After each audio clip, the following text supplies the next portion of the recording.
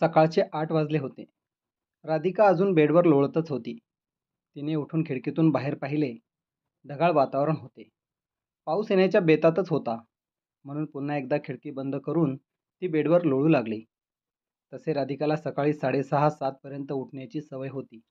पण आता उठून तरी काय करायचे म्हणून ती पुन्हा बेडवर लोळू लागली. तेवढ्यात राधिकाचा फोन वाजला आणि ती पटकन उठली. तिने तयारी केली. ड्रायव्हरला बोलवून घेतले आणि थेट मुंबईच्या दिशेने निघाली. राधिकाचे वय 35 वर्ष होते. मागच्या 6 महिन्यापूर्वीच राधिकाच्या मुलीचं अंकिताचं लग्न झालं होतं. पण आता तीही लग्न करून गेली, त्यामुळे ती एकटीच पडली होती. घरात राधिका आणि तिची मुलगी या दोघीच राहत होत्या आणि मुलगा पुण्याला शिकत होता. 5 वर्षापूर्वी एका अपघातात राधिकाचा नवरा मरण पावला होता. राधिकाच्या नवऱ्याचं नाव रमेश होतं. रमेश हा एक बिल्डर होता. राधिकासोबत लग्न झाल्यानंतर 10 वर्षातच त्यांनी खूप प्रगती केली होती. त्यामुळे राधिकाकडे भरपूर शेतजमीन होती आणि काही ठिकाणी फ्लॅट बांधून होते. त्या ठिकाणी भाडेकरू राहत असल्यामुळे त्यांचे भाडे तिला दर महिन्याला मिळत असे. त्यामुळे राधिकाला नवरा गेल्यानंतर काही काम करण्याची गरज नव्हती. ज्यावेळी राधिकाचे लग्न ठरलं, त्यावेळी राधिकाला बघायला रमेश आणि त्याचे आई-वडील आणि सोबत त्याचा लहान भाऊ कुणाल होता. लग्न ठरतेवेळी राधिकाला रमेशपेक्षा कुणाल आवडला होता. परंतु मोठा रमेश आणि त्याचे आई-वडील रमेशच्या लग्नासाठी आले होते. येण्यापूर्वी त्यांनी तसे राधिकाच्या आई-वडिलांना कळविले सुद्धा होते.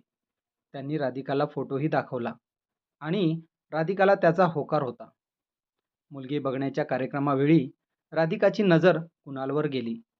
कुणाल दिसायला रमेशपेक्षा चांगलाच होता. परंतु राधिकाला घरच्यांना जास्त काही बोलावंसं वाटलं नाही.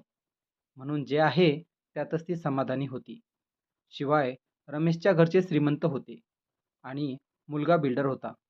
त्यामुळे रमेशला नकार द्यायला गेलो तर सगळंच बिघडून जाईल म्हणून ती गप्प बसली. महिन्याभरातच राधिका आणि रमेशचं लग्न झालं. तसा रमेशही दिसायला बरा होता, फक्त अबोल होता. राधिका मात्र बोलकी होती. त्यामुळे तिला गप्पा मारणारा, हसत खेळत राहणारा नवरा हवा होता. रमेशचे कुटुंब एकत्रित होते. लग्नानंतर कुणाल आपल्या वहिनीसोबत खूप साऱ्या गप्पा मारायचा. कुणालची इंजिनिअरिंग झाली होती. त्याला फक्त आता शहरात जाऊन नोकरी मिळवायची बाकी होती. भावाच्या लग्नासाठी तो घरी आला होता. सुट्टीचे दिवस होते म्हणून तो आनंदात घालवत होता. कुणाल नेहमी आपल्या वहिनीची चेष्टा मस्करी करायचा आणि तिला ते सगळं आवडायचं. त्यातूनच तिला कुणालविषयी आकर्षणही वाढत गेलं. पण ते आकर्षण तिच्या मनातच तिने दाबून ठेवलं. एकीकडे नवीन लग्न झाल्यामुळे तिचा नवरा होता, तर दुसरीकडे आपल्या आयुष्यात हवा असणारा नवऱ्याचे सर्व गुण कुणालमध्ये होते. कुणाल आणि राधिकाचे चांगले जमले होते. राधिकाला काय हवंय, काय नकोय याची सर्व काळजी कुणाल घेऊ लागला. 2 महिने सर्वांचे खूप चांगले गेले. त्यानंतर कुणालला नोकरीची ऑर्डर आली आणि तो तसा मुंबईला निघून गेला. कुणाल निघून गेल्यानंतर राधिकाचं लक्ष आपल्या नवऱ्याकडे वळले. ती आपल्या नवऱ्यामध्ये नेहमी कुणालला शोधायची. पण तिचा नवरा खूप अबोल होता. लग्नानंतर तो तिला हौस-मौज करण्यासाठी कुठे फिरायलाही नेत नव्हता. मात्र तिला काय हवे आहे, काय नको ते सगळे तो तिला घरी आणून देत होता.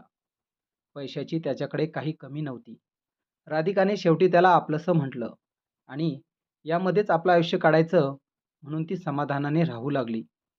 वर्षभरानंतर राधिकाने एका मुलीला जन्म दिला व पुढच्या 1.5 वर्षात एका मुलाला जन्म दिला.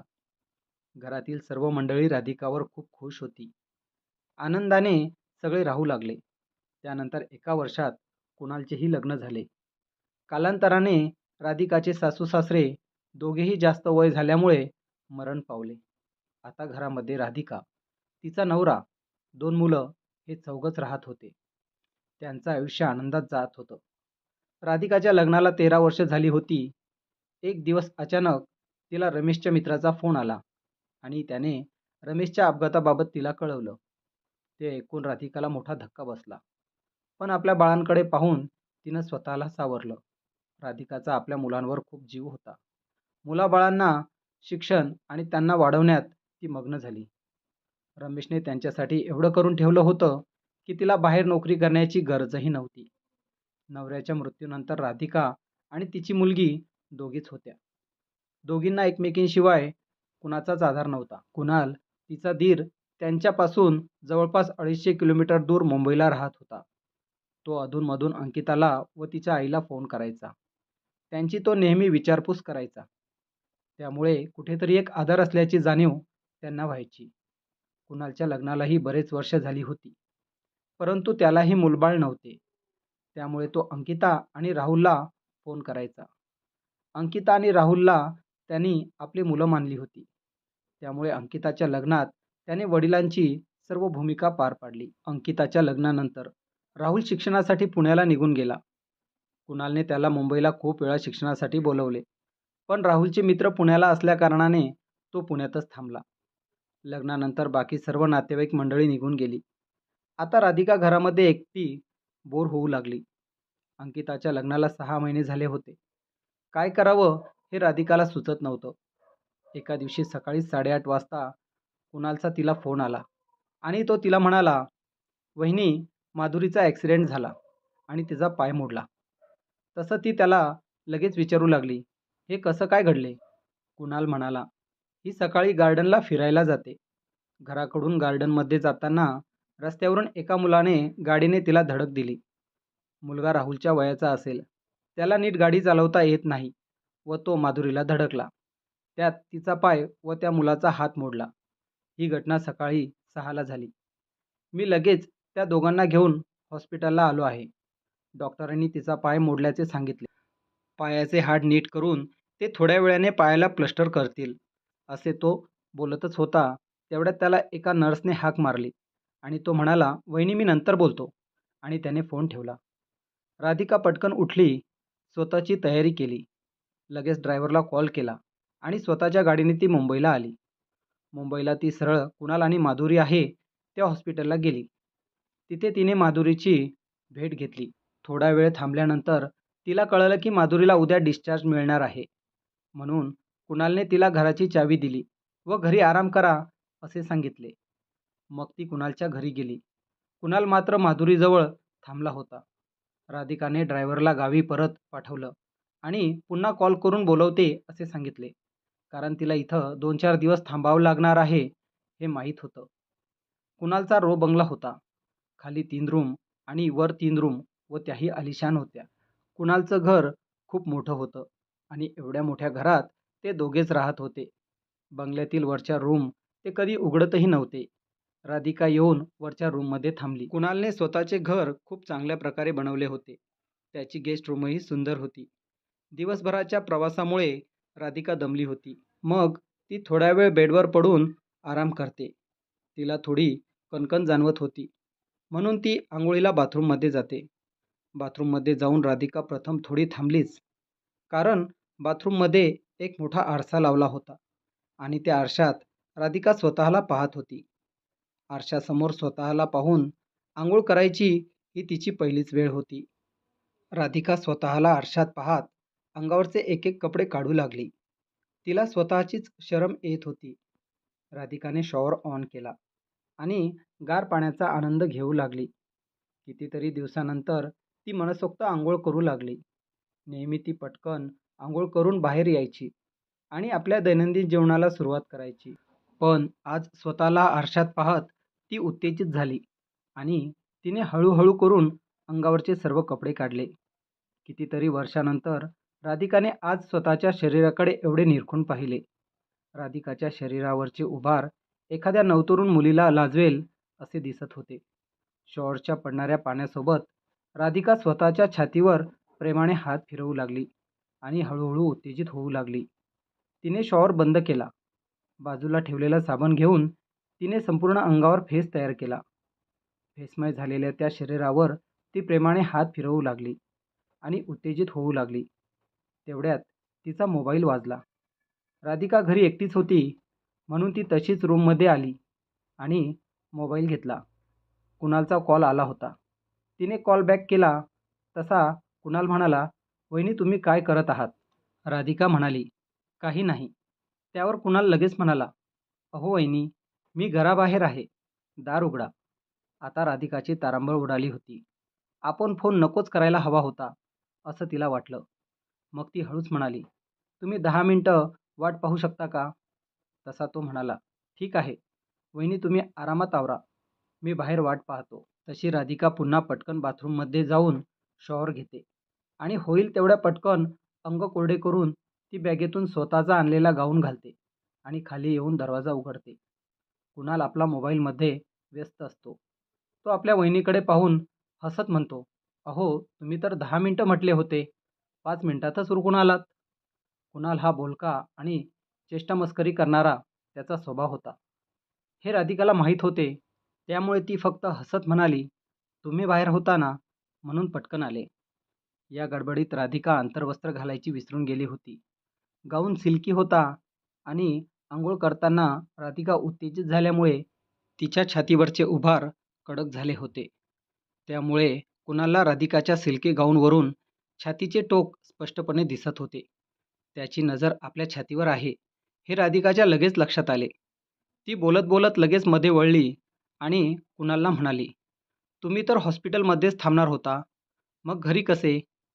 "अहो, तुमच्या जेवणाची मलाच काळजी आहे. तुम्ही घरी निघाल्यावर मला कळलं की तुम्ही उपाशी असाल. मग मी माधुरीला सांगितलं की मी घरी जातो आणि वहिनीला हॉटेलला जेवू घालून तुझ्यासाठी पार्सल आणतो. म्हणून मी आलो." राधिका पुढे चालत होती. कुणालही बोलत बोलत तिच्या मागून घरात येत होता. तेव्हा त्याचं लक्ष तिच्या कमरेच्या खालच्या बाजूला पार्श्वभागावर गेले. सिल्की गाऊन अंगाला एवढा चोपून बसला होता की मधून कपडा आहे की नाही हे पटकन जाणून येत होतं. घाई गडबडीत राधिका मधून कपडे न घालताच नाईट गाऊन घालून आली होती. ती पायऱ्या चढून वर जात होती. तेव्हा कुणालची नजर राधिकाच्या पार्श्वभागावरच होती आणि तो पाहतच राहिला. तिच्या त्या सिल्क गाऊनमुळे ती एका अप्सऱ्यालाही लाजवेल असे ते दृश्य होते. ती त्याला म्हणाली, "तुम्ही थांबा, मी तयारी करून येते." आणि ती वरच्या रूममध्ये आली. आत्तापर्यंत कुणालच्या मनात आपल्या वहिनीबद्दल कसलेच वाईट विचार नव्हते. पण आज त्याने तिला असे काही पाहिले की ते दृश्य त्याचे डोळ्यासमोरून जात नव्हते. राधिका वर तयारी करायला गेली खरी, पण तिलाही थोडे अवघडल्यासारखे झाले होते. कारण कुणालची आपल्या छातीवर नजर खिळून होती हे तिच्या लक्षात आले होते. वर येऊन राधिकाने सिल्क गाऊन काढला व आपली चूक तिला कळली. पटकन तिने अंतर्वस्त्र घातले. मागील 5 वर्षापासून तिची मुलगी आणि ती दोघेच घरी राहत होते. त्यामुळे तिने असे सिल्क गाऊन दिवसा घातले तरी तिला प्रॉब्लेम नव्हता. तशी राधिका इतर वेळी ड्रेस घालायची. खाली कुणाल तिची वाट पाहत होता. राधिका साडी नेसून खाली आली. त्याने कार न काढता बाईक काढली आणि राधिकाला बसायला सांगितले. पण राधिका म्हणाली की आपण कारनेच जाऊ. तेव्हा तो म्हणाला, "वहिनी संध्याकाळचे 7:00-7:30 झाले असतील. यावेळी ट्रॅफिक खूप असते, म्हणून मी बाईक काढली. तुम्हाला काय वाटले? तुम्ही छान दिसता म्हणून मी बाईक काढली." कुणालला नेहमी मस्करी करायची सवय होती. तिने थोडे स्मित हास्य केले आणि ती बाईकवर बसली. थोडे पुढे जाऊन कुणाल म्हणाला, "तुम्हाला माझा राग तर आला नाही ना?" राधिका म्हणाली, "नाही हो." मग हळूच कुणाल म्हणाला, "अहो वहिनी, पण तुम्ही खरंच अजूनही खूप सुंदर दिसता. अंकिताच्या लग्नात तर तुम्ही तिच्या लहान बहीणच वाटत होत्या." तशी राधिका कुणालच्या पाठीवर हलकीशी चापट मारत म्हणाली, "आता हे खूप झालं हं तुमचं." आणि मग दोघे गप्पा मारत एका हॉटेलजवळ आलेत. दोघांनी छान गप्पा करत जेवण केलं. मागील 5 वर्षापासून असं मोकळं कुण्या पुरुषासोबत बोलणं झालं नव्हतं, त्यात कुणालसोबत. त्यामुळे राधिकाला जरा मोकळं आणि छान वाटत होतं. तेच ते नेहमीच्या जीवनातून ती थोडी बाहेर निघाली होती. कुणाल वहिनीला छोटे छोटे किस्से सांगून हसवत होता. कारण त्यालाही माहीत होते की गावाकडे राहून राहून राधिका बोर झाली असेल. दोघे जेवण करून हॉटेलच्या बाहेर आले. तेव्हा कुणालच्या लक्षात आले की आपण माधुरीसाठी पार्सल घेतलेच नाही. दोघे एकमेकांच्या गप्पांमध्ये एवढे गुंतले होते की ते माधुरीला विसरून गेले होते. पुन्हा दोघे हॉटेलमध्ये गेले आणि त्यांनी माधुरीसाठी पार्सल घेतलं. तेव्हा तो राधिकाला म्हणाला, "वहिनी मी तुम्हाला घरी सोडतो आणि मग हॉस्पिटलला जातो." दोघे बाईकवर बसून घराच्या दिशेने निघाले. रस्त्याने ट्रॅफिक खूप होते. त्यात एका ठिकाणी कुणालने गाडीचा अचानक ब्रेक दाबला आणि बेसावध होऊन बसलेली राधिका कुणालवर धडकली. त्यावेळी राधिकाची छाती कुणालच्या पाठीवर जरा जास्तच दाब देऊन गेली. कुणाललाही तो स्पर्श अनपेक्षित होता. कारण कुणालचे पूर्ण लक्ष गाडी चालवण्याकडे होते. कुणालला तो स्पर्श सुखद आनंद देऊन गेला. तो राधिकाला लगेच म्हणाला, "वहिनी तुम्ही माझ्या खांद्यावर हात ठेवा, म्हणजे तुम्ही मला धडकणार नाही." राधिकाने थोडे घाबरतच कुणालच्या खांद्यावर हात ठेवला. बोलत बोलत ते घरी पोहोचले. तिला घरासमोर सोडून तो म्हणाला, "मी येतो." माधुरी वाट पाहत असेल आणि मग तो निघून गेला. राधिका घरामध्ये आली. घरी एकटी राहायची तिला सवय होती. राधिका वर रूममध्ये गेली. बाहेर जाताना तिने तो गाऊन बेडवरच ठेवला होता. आज रात्री तरी कुणाचीच भीती नाही म्हणून तिने तो सिल्की गाऊन घातला. स्वतःच्या घरी ती हाच वापरत होती. गाऊन घातल्यावर तिच्या मनात विचार आला की आपण एखादा साधा कॉटनचा गाऊन आणायला हवा होता. पण लगेच तिच्या लक्षात आले की मी माधुरीचा गाऊन वापरेल व म्हणून ती माधुरीच्या रूममध्ये आली. यापूर्वी राधिका 2-3 वेळाच कुणालच्या घरी आली होती. कुणालने मात्र हळूहळू आपल्या घरामध्ये खूप बदल केले. माधुरीच्या गैरहजेरीत पहिल्यांदाच राधिका त्यांच्या बेडरूममध्ये गेली. कुणालने स्वतःची बेडरूम खूप सुंदर सजवली होती. रूममध्ये बेड हा गोल आकाराचा आणि खूपच मऊ होता. आकर्षक पेंटिंग व काचेच्या सुंदर वस्तू रूममध्ये ठेवल्या होत्या. तसेच एका बाजूला मोठा आरसा होता. राधिकाला थोड्या वेळासाठी माधुरीचा हेवा वाटला. राधिकाकडेही खूप संपत्ती होती. पण तिच्या नवऱ्याने कधी असा विचारही केला नव्हता. तो अगदी साध्या विचारांचा होता. कुणाल मात्र थोडा वेगळाच विचारांचा होता. स्वतःच्या विश्वात तो नेहमी आनंदी राहायचा. कदाचित त्यामुळेच त्याला हवे असेल तो मिळवतो. राधिकाने माधुरीचे कपाट पाहिले आणि ती एखादा कॉटनचा गाऊन मिळतो का ते शोधू लागली. कुणाल व माधुरी मुंबईला बरेच वर्षापासून शिफ्ट झाले होते. शिवाय सासू सासरे त्यांच्याकडे कधीच राहिले नव्हते. त्यामुळे माधुरीकडेही कॉटनचा गाऊन नव्हता. तिच्यासारखाच सिल्की गाऊन तिला सापडला. शिवाय वेस्टर्न पॅटर्नचे शॉर्ट ड्रेस सापडले. ते पाहून तर राधिकाला थोडं वेगळंच वाटलं. राधिकाने तर असा कधीही विचारही केला नव्हता. माधुरीचे कपडे पाहून तिला वाटले आपण ट्राय करून पाहू. मग तिने शॉर्ट मॅक्सी घातली. ती तिला अगदी घट्ट बसली. कारण राधिका माधुरीपेक्षा अंगाने थोडी भरलेली होती. ते घालून ती स्वतःला आरशात पाहू लागली. शॉर्ट मॅक्सी नावाप्रमाणेच लहान होती. स्वतःचे गुडघे तिला सहज दिसत होते व छातीचा भाग वर आल्यासारखा वाटला. त्यावर ती मागेपुढे चालून बघू लागली. राधिकाने तिच्या कपाटात पाहिले तर तिला एक छोट्या बाळाचा ड्रेस दिसला. पण त्यांच्या घरात तर एकही छोटं बाळ नव्हतं. मग तिच्या लक्षात आलं आणि मनातच हसली. तो लहान बाळाचा ड्रेस नसून माधुरीचा वेस्ट पॅटर्नचा ड्रेस होता. मग तिला थोडी उत्सुकता वाटली आणि तिने तो घालून बघितला. बेडरूममधील आरशासमोर उभी राहून तो ड्रेस राधिकाला अधिकच आकर्षक बनवत होता. तिने घातलेली हाफ पॅन्ट तिच्या मांड्याही झाकू शकत नव्हती. वर ब्लाऊजसारखे शर्ट खोल गळ्याचे आणि छातीपुरतेच. त्यांचं काम छातीचे उभार झाकण्यापेक्षा दाखवण्याचे होते. राधिका स्वतःला पाहून उत्तेजित होत होती. 5 वर्षानंतर पहिल्यांदाच तिला शरीरासाठी स्वतःच्या नवऱ्याची आठवण झाली. तो असता तर ती मध्यरात्रीच त्याच्याकडे गावी गेली असती. परिस्थिती काहीही असो, पण राधिकाला आता शरीर सुखाची गरज होती. त्या छोट्या कपड्यांमध्ये राधिका खूपच आकर्षक दिसत होती. तिचा हात तिच्या छातीवर हळुवारपणे खेळत होता. तिच्या डोक्यावर एक प्रकारची नशा चढली होती. ती बेडवर झोपली आणि बाजूला असलेली उशी आपल्या छातीला घट्ट धरून उत्तेजित होऊ लागली. राधिका उठली, अंगावरचे सर्व कपडे काढले आणि बाथरूममध्ये गेली. रूमसारखेच सुंदर बाथरूम सजवले होते. ते बाथरूम नसून एक रूमच होती. एक मोठा बाथटब होता. या सर्व गोष्टी पाहून राधिका अधिकच उत्तेजित झाली आणि तिने स्वतःच्या हाताने आपले काम उरकून मोकळी झाली. हा तिचा पहिलाच अनुभव होता. आता ती थोडी शांत झाली होती. रूममध्ये येऊन तिने सर्व कपडे जागच्या जागी ठेवले. मित्र आणि मैत्रिणींनो, राधिका कथेचा दुसरा भाग लवकरच घेऊन येणार आहोत. त्यासाठी आपल्या सदाबहार मराठी कथा चॅनलला सबस्क्राईब करा आणि कथेचा दुसरा भाग मिळवण्यासाठी घंटीच्या बटनाला प्रेस करा. धन्यवाद.